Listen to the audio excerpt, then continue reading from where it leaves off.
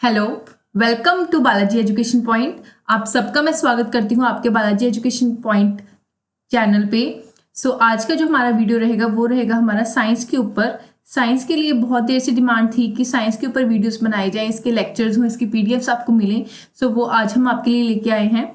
Science करते हैं अब हम स्टार्ट। साइंस क्या है? साइंस एक ऐसा वर्ड है जिससे हम किसी चीज़ की, किसी रियलिटी की कोई सर्च करते हैं कि वो एग्जिस्ट करती है हमारे नेचर में, हमारे यूनिवर्स में। किसी चीज़ की जब हम स्टडी करते हैं, उस चीज़ को जब हम स्टेप बाय स्टेप किसी सीक्वेंस में हम स्टार्ट करके उसको एक प्रॉपर सर्च करके एक उसको हम इनोग्रेट करते हैं किसी आगे फर्दर स्टडीज़ में, उसका हम यूज़ लेते हैं, हमारी नेचुरल सराउंडिंग्स में हम उसका यूज़ लेते हैं। वो हमारी क्या है? सारी साइंस। तो जो हमारी साइंस है वो साइंस हमारी 4 टाइप्स में बेसिकली डिवाइड हुई है। तो first type is your 4 types हैं। First type is your mathematical science, next is your biological science, then comes your physical science, then comes your chemical science. तो जो आपकी मैथमेटिकल साइंस है, mathematical science, mathematic आपके दिमाग में आता होगा ये मैथ्स के साथ रिलेटेड है।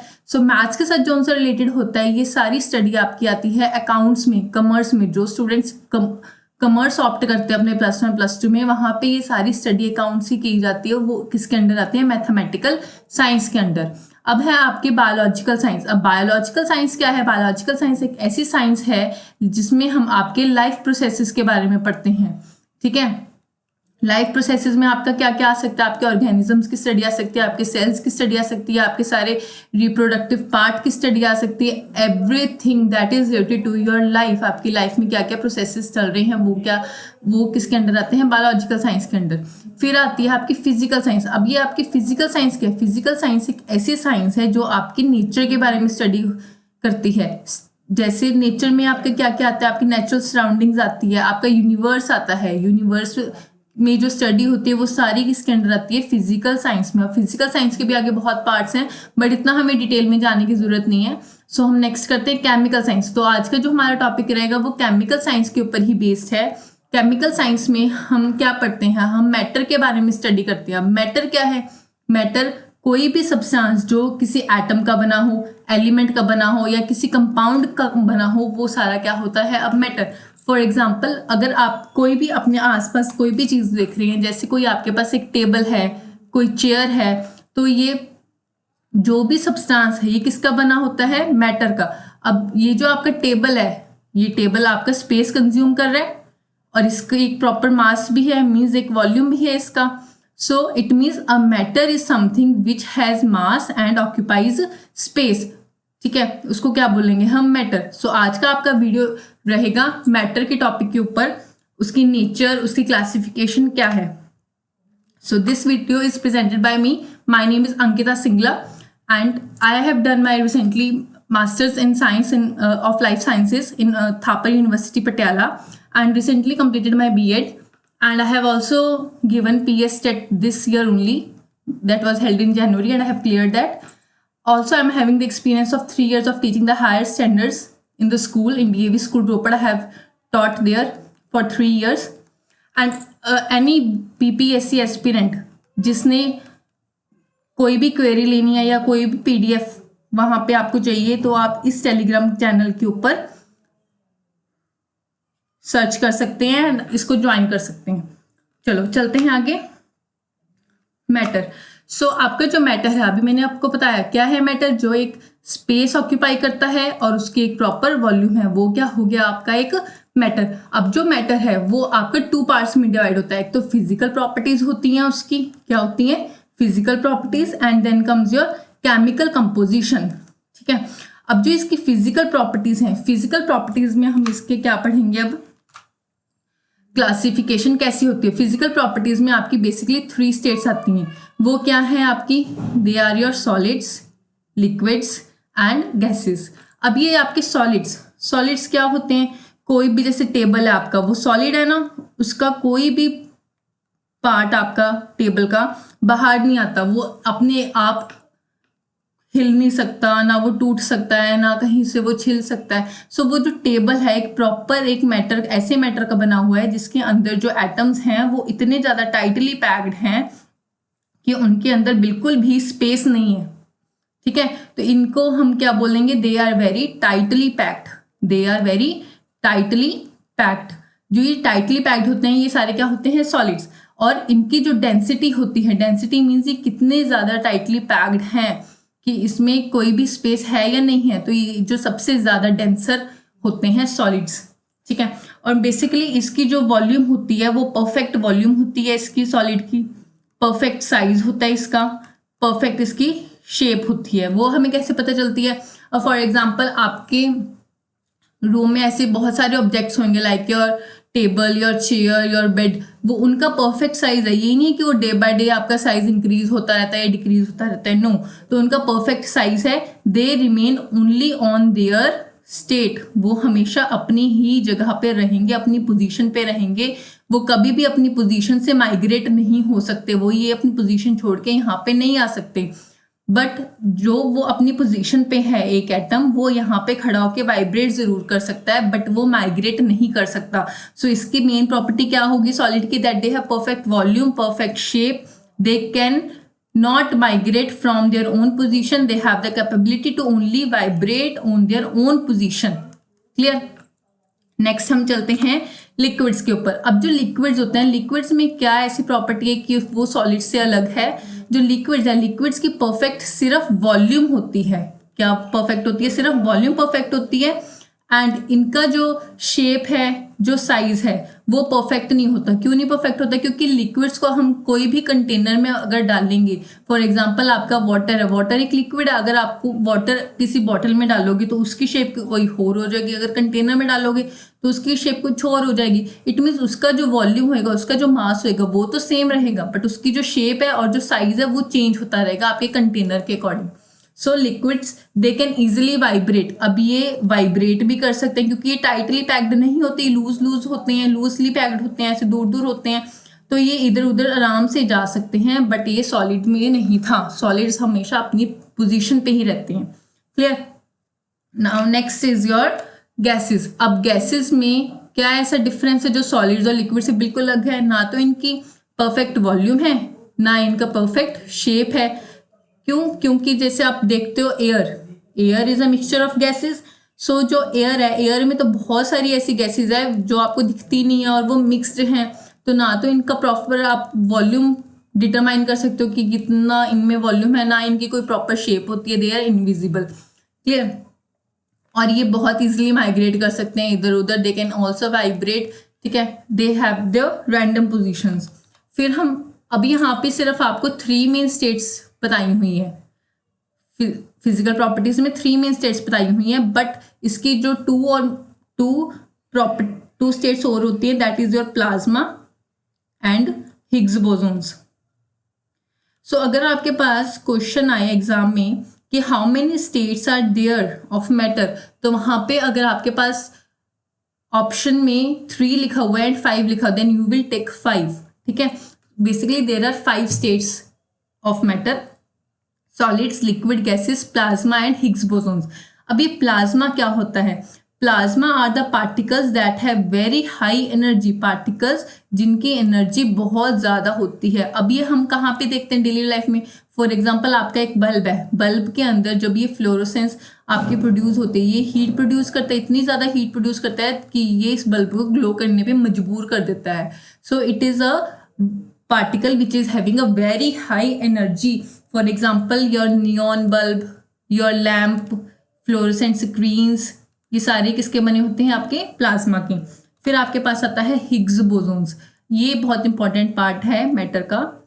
हिग्स बोसोन्स क्या होते हैं? हिग्स बोसोन्स वो वाले पार्टिकल्स हैं जिससे आपका यूनिवर्स बना है, पार्टिकल्स जिनसे आपका क्या बना है? यूनिवर्स, पूरा ब्रह्मांड बना हुआ है इनसे। सो ये कैसे पता चला था कि हिग्स बोसोन्स ने यूनिवर्स बनाया था? Actually it was happened in 2013 कि साइंटिस्ट ने रिसर्च की थी 2013 में कि जो हिग्स बोसोन्स है उनसे हमारा यूनिवर्स बना हुआ है, और इनमें इतनी ज़्यादा एनर्जी होती है कि कोई भी प्लैनेट, कोई भी यूनिवर्स को अपनी स्टेट पे रखते हैं, किसी भी ऑर्बिट से प्लैनेट को निकालते नहीं है। क्लियर? सो इसमें अभी भी रिसर्च कर रहे हैं scientist, research is not yet complete. So Higgs bosons are continuously being researched. Clear? So there are 5 states of matter: solid, liquid, gas, plasma and your Higgs bosons. चलो आगे चलते हैं। आगे हम देखते हैं हमारे पास फिजिकल प्रॉपर्टीज। फिजिकल प्रॉपर्टीज में हमने किस किस चीज़ों के बारे में पढ़ा। कलर, हम उनकी कलर से डिटरमाइन कर सकते हैं कि वो बाहर से कैसा दिखता है, उनकी शेप कैसी है, क्लियर कि वो सिलेंड्रिकल शेप में है, किसी क्यूबॉइड शेप में है, या कौन सी और शेप में है, स्क्वायर में है, रेक्टेंगल में है। वी कैन टेस्ट देम, उनकी हम डेंसिटी पता कर सकते हैं। जैसे मैंने आपको सॉलिड, लिक्विड और गैस की डेंसिटी बताई थी कि सॉलिड सबसे ज़्यादा डेंस होता है, then come liquid, then come your gas. फिर उसकी स्टेट बताई थी कि वो सॉलिड स्टेट में एग्जिस्ट करता है, लिक्विड में एग्जिस्ट करता है, या गैशियस में एग्जिस्ट करता है। Then comes your malleability. Malleability important है। Malleability is the capability of your atom और अ पार्टिकल टू बेंड, मतलब हम कितनी जल्दी कोई पार्टिकल को इजीली बेंड कर सकते हैं किसी होल शेप में, वो होती है आपकी malleability. Next, these are also the physical properties. इसमें क्या मेन है, इसमें मेन है आपका लस्टर। अब लस्टर क्या होता है, वो प्रॉपर्टी होती है किसी मटेरियल की जिसमें वो कितना शाइनी हमें दिखता है। Property of a substance which is having a shiny surface, उसको क्या बोलते हैं हम, lustre. For example your gold, for example your diamond, इन सबका कैसा है सरफेस, लस्ट्रस सरफेस है, जिसको हम बोलते हैं shiny surface. Next come your conductivity. Conductivity means कितनी कैपेबिलिटी है किसी एटम में, किसी इलेक्ट्रॉन में, या किसी पार्टिकल में, या किसी मेटल में, कि वो कितनी ज़्यादा इलेक्ट्रिसिटी अपने अंदर से पास कर रहा है, उसको बोलते हैं कंडक्टिविटी। बेसिकली मेटल्स की कंडक्टिविटी बहुत ज़्यादा हाई होती है, इसके बारे में हम आगे बढ़ेंगे अभी। Now comes your malleability. वो मैंने अभी आपको बताया कि मीन्स किसी चीज़ की बेंड होने की कैपेसिटी को हम क्या बोलते हैं, मैलिबिलिटी।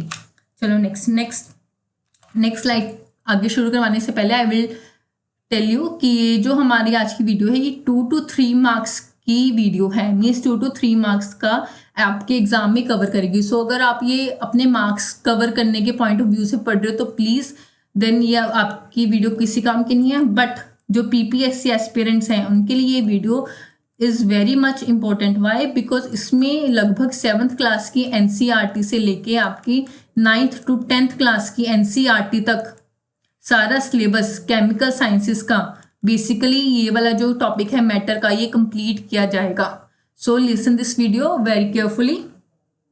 चलो अब हम चलते हैं केमिकल प्रॉपर्टीज ऑफ मैटर पे। अभी हमने पहले क्या किया, फिजिकल प्रॉपर्टीज। फिजिकल प्रॉपर्टीज में हमने क्या क्या देखा, 5 स्टेट्स देखी, solid, liquid, gas, plasma and Higgs boson.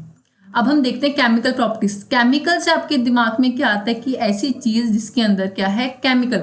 So chemical properties में क्या प्रॉपर्टी होती है, ना तो हम इनको टच कर सकते हैं, we can not touch them क्योंकि ये बहुत डेंजरस होती है। केमिकल है भी, डेंजरस तो हो गई। So we can not even smell them, harmful ये स्मेल देता है। कोई भी बंदा इसको स्मेल करके he can or she can even feel dizziness, वो बेहोश हो सकता है। Clear? We can not even touch it, we can not smell it, we can not even see it properly. इसकी कोई प्रॉपर शेप नहीं होती, ठीक है, ना इसका कोई प्रॉपर एक कलर होता है, डिफरेंट कलर्स के होते हैं। सो अब केमिकल प्रॉपर्टी फिजिकल प्रॉपर्टी से कैसे डिफरेंट है। जैसे अगर आप एक केमिकल लेते हो, like you have taken a sodium. Sodium को जब आप किसी क्लोरीन के एटम के साथ आप कंबाइन कर रहे हो, रिएक्ट करवा रहे हो, तो आपके पास क्या बनता है, NaCl। सिमिलरली अगर आप H2 के 2 मॉलिक्यूल्स और ऑक्सीजन का एक मॉलिक्यूल कंबाइन करते हो, आपके पास क्या बनता है, water.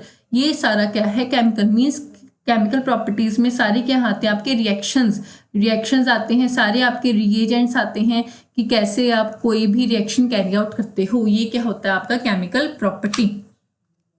Next come your pure substances. अब जब मैंने आपको बताया था कि मैटर की बेसिकली 2 कैटेगरीज हैं, that are your physical properties and then comes your chemical composition. अब फिजिकल में हमने क्या पढ़ा था, solid, liquid, gas, plasma and Higgs bosons. लेकिन जो केमिकल प्रॉपर्टीज है, केमिकल प्रॉपर्टीज में आपके पास यहाँ पे डिविजन्स आ जाएंगे प्योर सब्सटेंस की। प्योर सब्सटेंस में अब किसकी डिविजन्स आएंगी, एक एलिमेंट की, एक कंपाउंड की। क्लियर? प्योर सब्सटेंस भी होता है और इम्प्योर सब्सटेंस भी होता है, ऐसे। अब ये प्योर सब्सटेंस क्या होता है, प्योर से आपके माइंड में क्या चीज़ दिमाग में आती है कि प्योर मीन्स जो चीज़ बिल्कुल प्योर है, इसमें बिल्कुल भी 1% की भी इम्प्योरिटी प्रेजेंट नहीं है, उसको हम क्या बोलेंगे, प्योर। अब ये प्योर कैसे बना है, जब हमारे पास किसी एक सब्सटेंस की, ये कंपाउंड की परफेक्ट रेशियो है। फॉर एग्जांपल अगर हमारे पास वाटर का एक सब्सटेंस है। अब वाटर प्योर सब्सटेंस क्यों एज्यूम किया जाता है, क्योंकि इसमें प्रॉपर रेशियो में टू मॉलिक्यूल्स है हाइड्रोजन के और 1 मॉलिक्यूल है ऑक्सीजन का। तो ये जब ये आपस में कंबाइन होता है 2 molecules of hydrogen and 1 molecule of oxygen, ही क्या देते हैं आपको, वाटर। सो ये आपका क्या बन गया, एक प्योर सब्सटेंस। आपकी table sugar like sucrose is a type of sugar. Your oxygen के जब हम ऑक्सीजन के साथ ऑक्सीजन का बॉन्ड बनाते हैं, it is a pure substance. Pure water अभी बताया मैंने आपको, pure water. Copper aluminium means जब कोई भी पार्टिकल हमारा प्योर स्टेट में है, ये किसी और के साथ रिएक्ट नहीं कर रहा। जैसे Na का आपने ले लिया यहाँ पे 2 मॉलिक्यूल्स और वन ही रहने दो, और ये आपने बना लिया NaCl। So this is not your pure substance, ये प्योर सब्सटेंस नहीं रहेगा। Clear. Next comes your elements. अब अभी मैंने आपको बताया था physical state we have done, सारी solid liquid gas and all. उसके बाद केमिकल स्टेट में हमारे पास क्या था, एक तो हमारे पास था, अभी पढ़ा हमने, प्योर सब्सटेंस। फिर आते हैं हमारे पास इम्प्योर सब्सटेंस। ठीक है। अब जो प्योर सब्सटेंस की डिवीजन है वो ऐसे आती है, आते हैं साइड में एलिमेंट्स और एक साइड में आते हैं आपके कंपाउंड्स। क्लियर। अब एलिमेंट्स क्या होते हैं, एलिमेंट्स वो सब्सटेंसेस हैं मैटर के जो कभी भी हम डिवाइड नहीं कर सकते, दे आर नॉट डिविजिबल। क्यों नहीं डिवाइड कर सकते भाई, इसमें क्या ऐसा डिफरेंस है, बिकॉज ये सेम एटम के बने होते हैं। फॉर एग्जाम्पल कॉपर के साथ कॉपर का होगा, एल्यूमिनियम के साथ एल्यूमिनियम का होगा, हाइड्रोजन के साथ हाइड्रोजन का होगा। मतलब ये जो यहाँ पे एटम्स हैं ये सेम एटम्स हैं। मतलब ऐसे नहीं है कि आपने एक कॉपर का ले लिया और एक आपने Na का ले लिया, नो, ये नहीं होगा। ये आपका कंपाउंड फॉर्मेशन में होगा, लेकिन एलिमेंट में ऐसे होता है, सेम एलिमेंट्स होते हैं, कभी भी डिफर नहीं करते। सो अब ये जो एलिमेंट है, एलिमेंट की भी 2 कैटेगरीज है, first is your metal and second is your non metal. चलो देखते हैं अब हम आगे मैटर एंड नॉन मेटल में क्या है। बेसिकली जो एलिमेंट है, I would like to tell कि जो एलिमेंट है उसमें 3 टाइप्स होती हैं, that is your metal, non metal and your metalloid. Clear. अभी मेटलॉइड्स क्या होते हैं, मेटलॉइड्स वो होते हैं जिनमें मेटल्स की भी प्रॉपर्टीज होती हैं एंड नॉन मेटल्स की भी प्रॉपर्टीज होती हैं। तो जो आज हमने वीडियो में डिस्कस किया हुआ है वो सिर्फ मेटल्स के बारे में किया हुआ है एंड नॉन मेटल्स के बारे में किया हुआ है। We have not discussed about metalloids. Metalloids वो होते हैं जिनकी प्रॉपर्टीज मेटल्स और नॉन मेटल्स के साथ मिलती जुलती होती हैं। सो मेटल्स और नॉन मेटल्स बहुत इंपॉर्टेंट था, दैट आई हैव कवर्ड।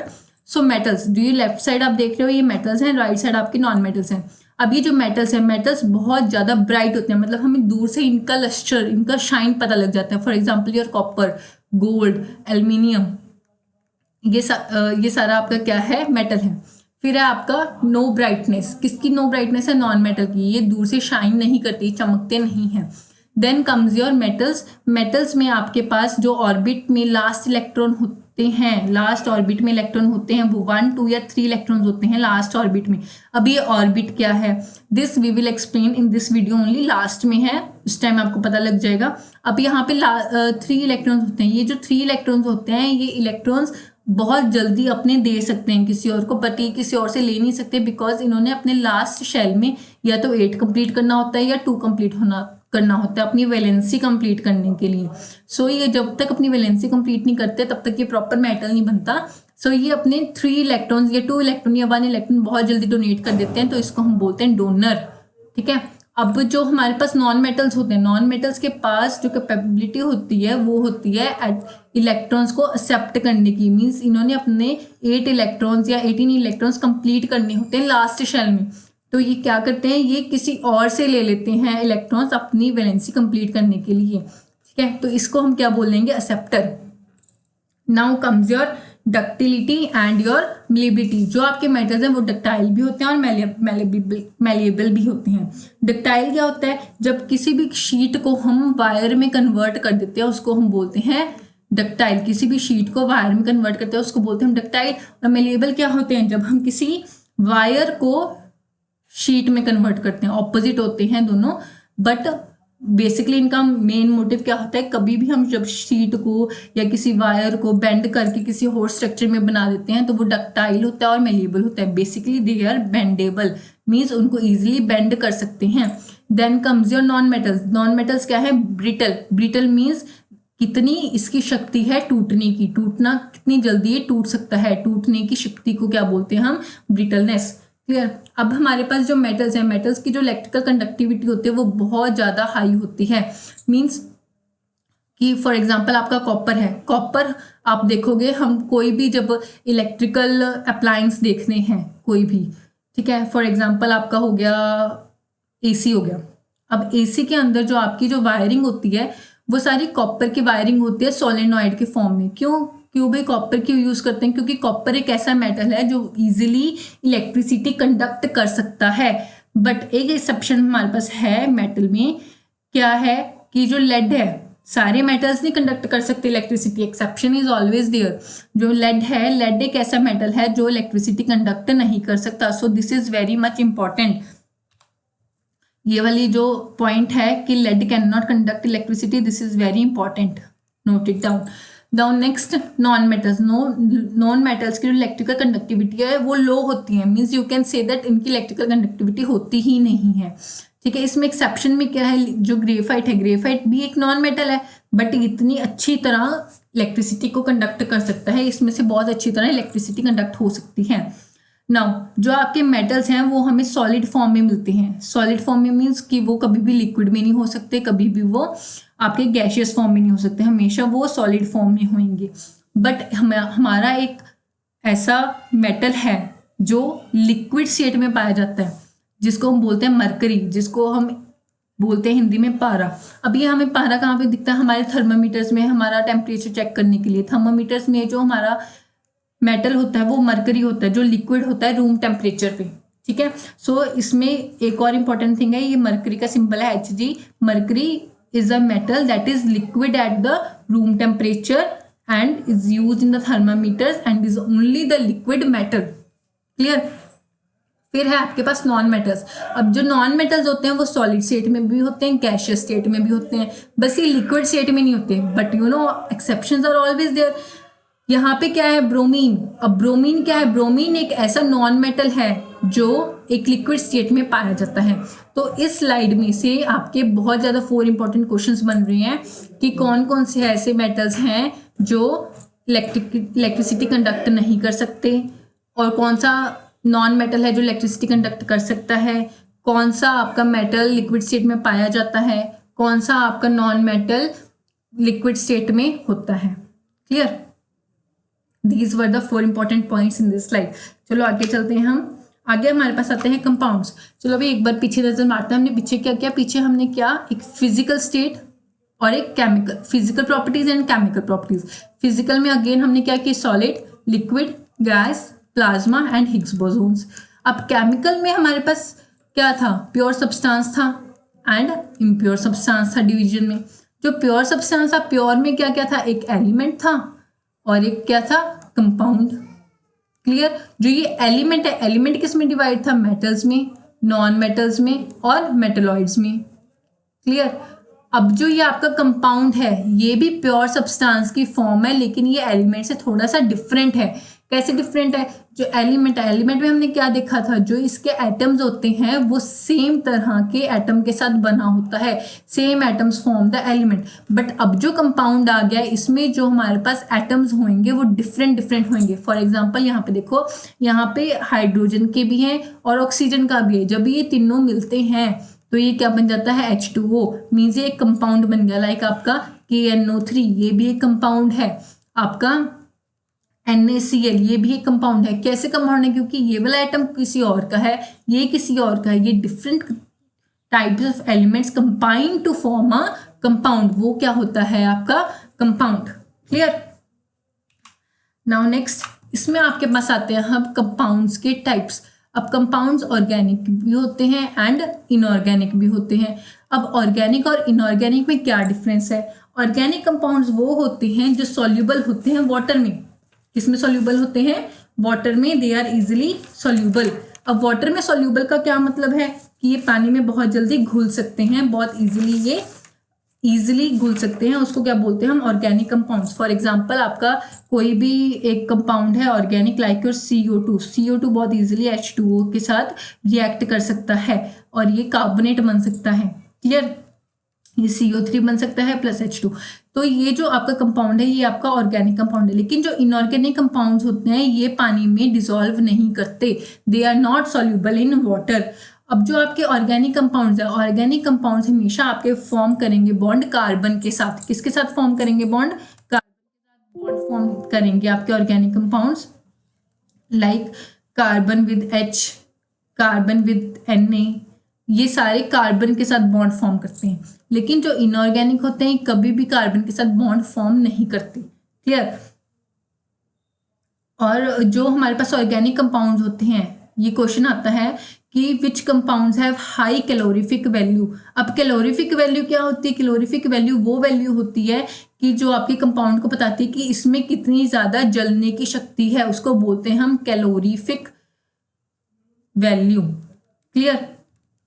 और ये ऑर्गेनिक कंपाउंड्स की बहुत ज़्यादा हाई होती है as compare to inorganic compounds. इनकी जो कैलोरीफिक वैल्यू होती है बहुत लो होती है कैलोरीफिक वैल्यू। चलो आगे चलते हैं हम। आगे अब हमारे पास आता है मिक्सचर। अगेन अब मिक्सचर किसके अंडर आता था? केमिकल कंपोजिशन में हमने क्या पढ़ा था? Pure and impure. प्योर के हमने 2 टाइप्स देखे, एलिमेंट देखा, एक देखा कंपाउंड। अब एलिमेंट में क्या देखा? Metal, non metal, metalloid. और कंपाउंड में देखा हमने organic compound and inorganic compound. अब हम देखेंगे इम्प्योर सब्सटेंसेस। अब इम्प्योर सब्सटेंसेस क्या होते हैं आपकी, इसको नेम से क्लियर है। इम्प्योर मीन्स जोन सी चीज़ प्योर नहीं है, उसमें बहुत सारी चीज़ें मिक्स्ड हैं, तो उसका जो आगे इलस्ट्रेशन आएगा वो आएगा मिक्सचर। मीन्स इम्प्योर सब्सटेंसेस के अंडर क्या आते हैं आपके? मिक्सचर।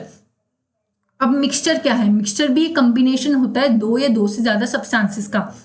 वही तो कंपाउंड में भी मैंने यही बताया था, 2 एक से ज़्यादा, जब 2 कंपाउंड्स जुड़ते हैं, आप 2 एटम्स जुड़ते हैं आपस में, उसको क्या बोलते हैं हम? कंपाउंड। सिमिलरली मैं यहाँ पे बोल रही हूँ, जब हम 2 से ज़्यादा सब्सटेंसेस को ज्वाइन करवाते हैं तो वो क्या बन जाता है? मिक्सचर। तो फिर ये डिफरेंस क्या है इन दोनों में, कंपाउंड्स में और मिक्सचर में? It is a big confusion to explain कि कंपाउंड्स में और मिक्सचर में क्या डिफरेंस है। सो कंपाउंड्स जो होते हैं they are not being easily separated by your physical processes and chemical processes. ये हम सेपरेट नहीं कर सकते। अब फिजिकल प्रोसेसेस क्या होते हैं? Like your filtration, your evaporation, your sublimation, ये जो सारे प्रोसेसेस होते हैं इससे हम कंपाउंड को अलग नहीं कर सकते। लेकिन जो मिक्सचर होता है, मिक्सचर में हम जब ये प्रोसेसेस अप्लाई करते हैं, फिजिकल प्रोसेसेस अप्लाई करते हैं, तो हम इनको बहुत ईजिली सेपरेट कर सकते हैं through filtration, through evaporation, through sublimation. Clear? ये हो गया आपका मिक्सचर। चलो आगे देखते हैं हम टाइप्स ऑफ मिक्सचर। अब मिक्सचर के भी आगे टाइप्स होंगे। First is your homogeneous mixture and other is your heterogeneous. Homo, so homo word आपको ध्यान रखना है। होमो means which is having the same property. Same means ये यूनिफॉर्म रहेगा through out the mixture.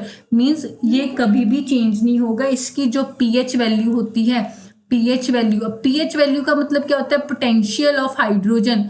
Potential of hydrogen जो होती है homogeneous mixtures की, वो हमेशा सेम रहेगी थ्रू आउट द मिक्सचर। जब तक आपका मिक्सचर वो होमोजीनियस फॉर्म में है वो सेम रहती है। और इसकी जो डेंसिटी होती है होमोजीनियस मिक्सचर की, ये भी हमेशा सेम रहेगी। और ये जो पार्टिकल्स होते हैं होमोजीनियस मिक्सचर के, they are not visible by the naked eyes and this process can not be easily separated by the filtration. इसके पार्टिकल्स हम फिल्ट्रेशन से सेटल नहीं कर सकते। क्लियर? नाउ नेक्स्ट, क्यों नहीं सेपरेट कर सकते हम इसके particles? This question can come. यहाँ पे क्वेश्चन रह सकते क्यों नहीं सेपरेट कर सकते बाय फिल्ट्रेशन?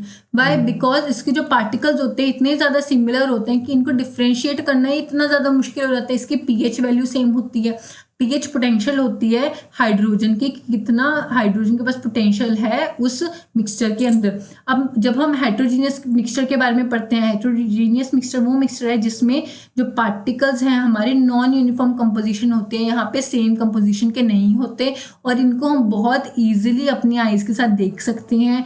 ये फिल्ट्रेशन से भी अलग हो सकते हैं एंड इनकी जो pH वैल्यू होती है वो डिफरेंट होती है हर एक पॉइंट पे, एंड इनका जो डेंसिटी होती है वो भी डिफरेंट होती है हर एक पॉइंट पे। क्लियर? तो इसमें मैंने आपको क्या अलग बताया कि जो pH वैल्यू होती है होमोजीनियस मिक्सचर की, और जो क्लोरीफिक डेंसिटी होती है होमोजीनियस मिक्सचर की, वो कितनी ज़्यादा डिफरेंट है हेट्रोजीनियस मिक्सचर से, उसको हम बोलेंगे homogeneous mixtures and heterogeneous mixtures. So this is the diagram. जो आपके पास देखो राइट साइड होमोजीनियस मिक्सचर्स हैं, ये these are joined aligned very much parallelly, means कि प्रॉपर अलाइनमेंट है इनकी, सेम तरह के लग रहे हैं, तो ये आपका आ गया होमोजीनियस मिक्सचर। फिर आपका हेट्रोजीनियस, हेट्रोजीनियस में अब जो आपके कंपाउंड्स हैं वो इधर उधर पड़े हैं and they are not having the proper alignment, proper alignment नहीं है means they are easily seen. Now next difference between your pure substance and mixture. अभी मैंने आपको बताया प्योर सब्सटेंस में यहाँ पे किसकी बात कर रहे हैं, ये कंपाउंड्स की बात कर रहे हैं, एलिमेंट की बात कर रहे हैं कि ये कैसे डिफरेंट है आपके मिक्सचर के साथ। वो मैंने अभी आपको बताया कि जो प्योर सब्सटेंस है आपका वो सिंगल टाइप ऑफ सब्सटेंस से बना हुआ है, लेकिन मिक्सचर बहुत ज़्यादा सब्सटेंसेस से बना होता है। जो प्योर सब्सटेंस होता है उसको हम सेपरेट नहीं कर सकते थ्रू द फिजिकल और द केमिकल मेथड्स, लेकिन मिक्सचर्स को हम बहुत इजीली सेपरेट कर सकते हैं बाय द फिजिकल और केमिकल मेथड्स। जो प्योर सब्सटेंसेस होती हैं इनकी अपनी डेफिनेट प्रॉपर्टीज होती हैं, लेकिन जो मिक्सचर्स होती हैं ये अपने कंपोनेंट्स की प्रॉपर्टीज को शो करते हैं। Clear? So this is the main important slide कि डिफरेंस क्या है आपका प्योर सब्सटेंसेस में और मिक्सचर्स के अंदर। नाउ आपका आगे आपके पास आता है एटॉमिक स्ट्रक्चर। एटॉमिक स्ट्रक्चर का मतलब क्या होता है, बेसिकली हम ये बिल्कुल डिफरेंट है जो आपने पीछे पढ़ा मैटर से। कुछ इसमें बातें हैं जो आपके ऑर्बिट्स के साथ रिलेटेड है, वो उसके लिए हमें ये सब कुछ पढ़ना पड़ेगा।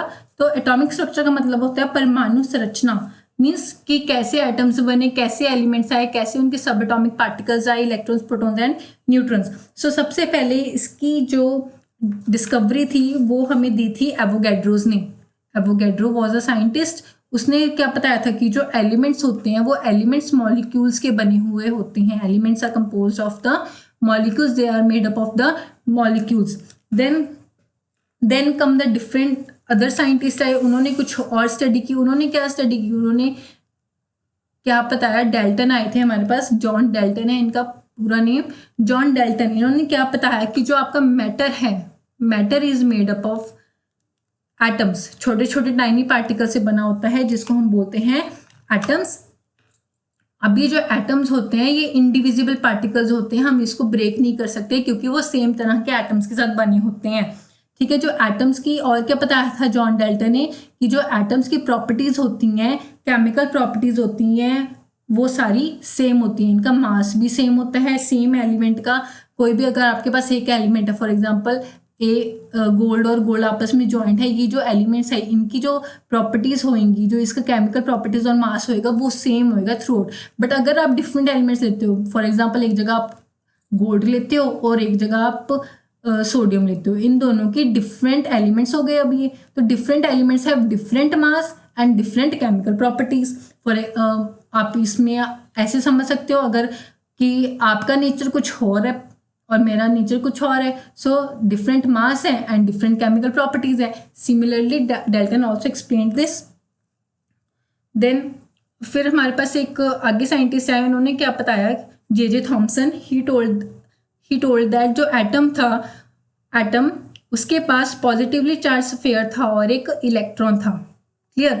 पॉजिटिव चार्ज स्फीयर था एंड इलेक्ट्रॉन था। इसके पास कैसे आइडिया आया, जे थॉमसन, इन्होंने इलेक्ट्रॉन का डिस्कवरी की थी, इलेक्ट्रॉन की। जे थॉमसन ने क्या बताया था, इन्होंने प्लम पुडिंग मॉडल लिया था, प्लम पुडिंग मॉडल, और यू कैन से वाटरमेलन।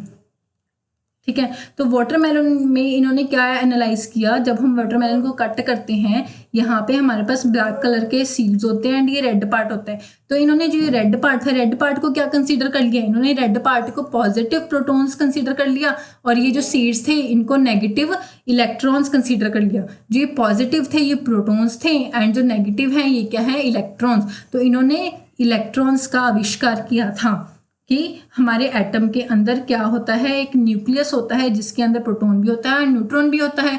जो प्रोटॉन है वो पॉजिटिवली चार्ज है, लेकिन जो न्यूट्रॉन है उसका कोई चार्ज नहीं है, वो न्यूट्रल है। क्लियर? और जो इलेक्ट्रॉन है वो ऑर्बिट्स में से घूमता रहता है, जिसका कौन सा चार्ज होता है, नेगेटिव चार्ज।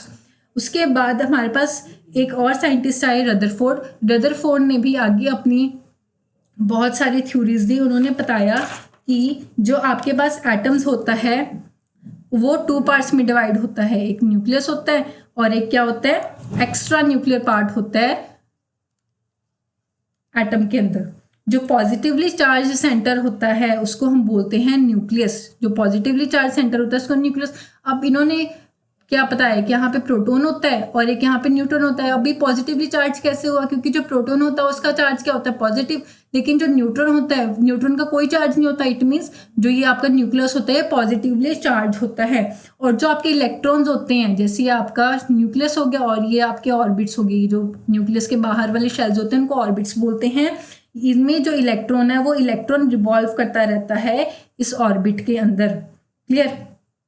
अब ये जो न्यूक्लियस का साइज है ये बहुत छोटा है as compare to the atom.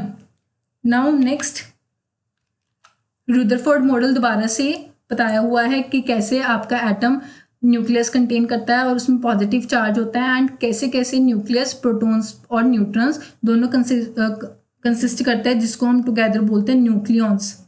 Nucleons क्या होते हैं, जिसमें दोनों प्रोटॉन्स भी होते हैं और न्यूट्रॉन्स भी होते हैं। Clear. Protons and neutrons together are called the nucleons.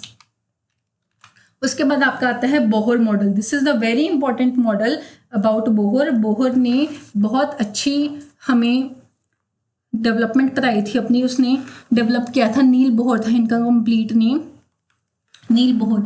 इन्होंने क्या बताया था, जो एटम है, एटम हैज अ सेंटर जिसको हम क्या बोलते हैं, न्यूक्लियस। ये वाला जो है सेंटर, इसको क्या बोलते हैं हम, न्यूक्लियस। ये जो इलेक्ट्रॉन होता है, बोहर ने क्या बताया था, जो इलेक्ट्रॉन होता है वो सिर्फ अपने ऑर्बिट में घूमता है, लेकिन जो बोहर है इन्होंने बताया कि वो फिक्स्ड ऑर्बिट में घूमता है। ठीक है, उसकी फिक्स्ड एनर्जी होती है, ये नहीं कि उसकी एनर्जी कम ज़्यादा होती रहेगी, उसकी एनर्जी फिक्स्ड रहती है। ठीक है।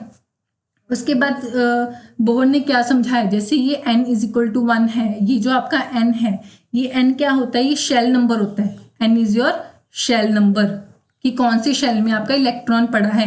फॉर एग्जाम्पल ये अंदर वाली जो सर्कल बनाई हुई है n इज इक्वल टू 1 लिखा हुआ है, तो ये क्या हो गया आपका shell number, n is equal to 1। अब ये n is equal to 2 means ये सेकंड शेल है, n is equal to 3 means ये आपका थर्ड शेल है, n is equal to 4 it means it is your fourth shell.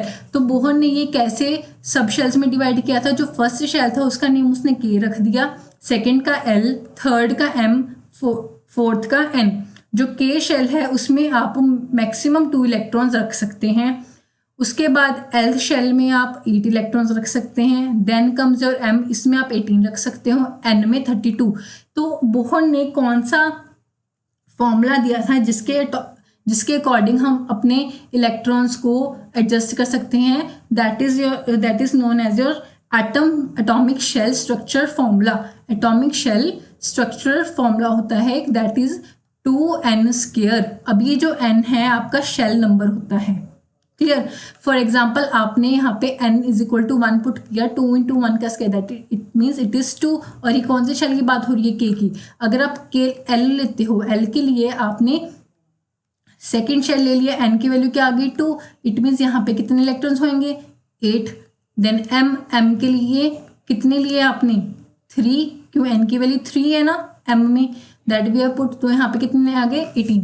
ऐसे Bohr ने बताया कि हम कैसे कैसे अपने इलेक्ट्रॉन्स कैसे सेटल कर सकते हैं ऑर्बिट के अंदर।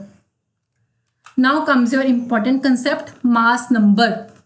मास नंबर भी आएगा, एटॉमिक नंबर भी आएगा। वो दोनों क्या होते हैं, दैट इज, देखो अब जैसे ये आपका लिखा हुआ है AXZ, ये जो आपका A है, ये क्या है आपका मास नंबर, और ये जो आपका Z है that is your atomic number, कि कितने नंबर ऑफ एटम्स हैं। अब ये जो आपका मास नंबर होता है, मास मीन्स भारी है, भारी है इट मीन्स इसमें प्रोटॉन्स का मास भी होएगा और न्यूट्रॉन्स का मास भी होता है। फॉर एग्जांपल आपका हो गया कार्बन, कार्बन का हमारे पास मास होता है 12 और उसका एटॉमिक नंबर मीन्स उसको 6th प्लेस पे पीरियोडिक टेबल में सेटल किया हुआ है, तो 6 12 C6 ये आपका हो गया mass number and atomic number of carbon. तो ये आपको ध्यान में रखना, ऊपर क्या होता है आपका मास नंबर, और इसको हम एटॉमिक वेट भी बोल सकते हैं, ठीक है, और एटॉमिक मास भी बोल सकते हैं, और जो नीचे है आपका that is your atomic number. Clear. उसके बाद हम कुछ इंपॉर्टेंट डेफिनेशंस करेंगे। First is your isotope. Isotope, टोप है ना, तो भाई टॉप से याद रखना, हमने तो ऐसे किया था कि जहाँ पे एटॉमिक नंबर सेम है बट मास नंबर डिफरेंट है। अब एटॉमिक नंबर मैंने अभी आपको बताया AXZ हमने लिखा था, A क्या बताया था मैंने आपको, A क्या है आपका मास नंबर और Z क्या है आपका एटॉमिक नंबर। तो याद रखना आइसोटॉप, टॉप है ना मतलब टॉप वाली चीज आपकी डिफरेंट रहेगी, ठीक है। अब यहाँ पे 16 ऑक्सीजन है, सी यहाँ पे 16 ऑक्सीजन है और यहाँ पे 18 ऑक्सीजन के आइसोटॉप्स हैं। मीन्स आपका जो मास नंबर है दैट इज डिफरेंट, बट आपका जो नंबर ऑफ न्यूट्रॉन्स है दैट इज सेम। क्लियर, उसको बोलेंगे हम isotope. Next comes your isobar. Isobar, अब ध्यान रखना आइसोबार्स है ना, बार हम मैथ्स में बार्स लगाते हैं, जैसे 2 का बार हो गया, जो ये बार होता है, बार कहाँ पे आता है, ऊपर आता है ना, तो एटॉमिक वेट सेम होता है। मीन्स इसमें जो एटॉमिक मास है, ऊपर वाली चीज़ है वो सेम रहेगी, सिर्फ जो इसके नीचे वाले एटॉमिक नंबर है दैट विल बी डिफरेंट। ठीक है, 20 आर्गन 18, इसमें जो एटॉमिक नंबर है वो 18 है और जो मास नंबर है वो 20 है। It means mass number will remain same throughout these isobars और एटॉमिक नंबर चेंज होते रहेंगे।